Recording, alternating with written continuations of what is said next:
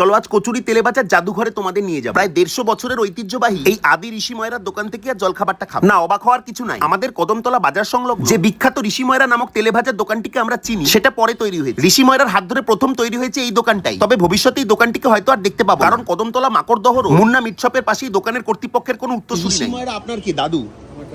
ওনার হাত ধরে এই দোকান ওই দোকান দুটোই একেবারে তৈরি হয়েছে, নাকি প্রথমে এটা তৈরি হয়েছে? এটাই তৈরি হয়েছে। আচ্ছা। তারপরেই উনি কত তখন আমার দাদু মারা যায়, আচ্ছা আচ্ছা। তারপর আমার ছোট কাকা এসব হাতা খুন্তি যেগুলো ব্যবহার করছেন ওগুলো মোটামুটি 50 বছর মতো বয়স হয়ে গেছে। ওই যেটা হলো ওই ইয়েটা, হ্যাঁ ওই কাঠের ওটা ওটার বয়স আমরা জানি না। ওটা মোটামুটি 100 বছর হয়ে গেছে। না আপনাদের এই শেষ জেনারেশন মনে হচ্ছে যে এরপর আর এই ব্যবসাটা কেউ এগিয়ে নিয়ে যাবে না। পরে অন্য থাকবে না, এটাই হচ্ছে। কচুরি 7 টাকা করে দাম। ছাতুরপুরে ঠাসা এই কচুরি আর আলুর দমের কম্বিনেশনটা দেখতে অতি সাধারণ হলেও দারুণ খেলা। চপ আর বেগুনিটাও ভালো। এই দোকানগুলিও টিকে থাক, তোমরা কি বলো?